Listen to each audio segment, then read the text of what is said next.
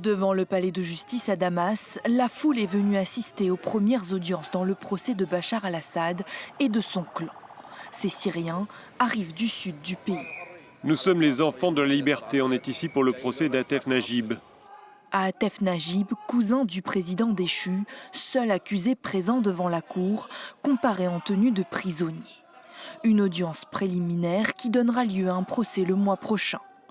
Arrêté en janvier 2025, il est l'ancien chef de la sécurité politique à Deraa, berceau du soulèvement contre le pouvoir de Bachar al-Assad en 2011.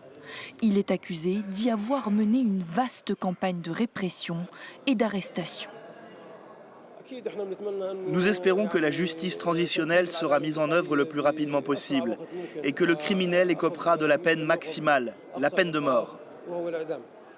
La guerre, qui a dévasté le pays pendant 13 ans, a fait plus d'un demi-million de morts et des dizaines de milliers de disparus. Après leur arrivée au pouvoir début 2025, les nouvelles autorités, dirigées par l'ancien combattant djihadiste Ahmed al-Shara, ont arrêté plusieurs anciens responsables et promettent la justice pour les crimes du précédent régime.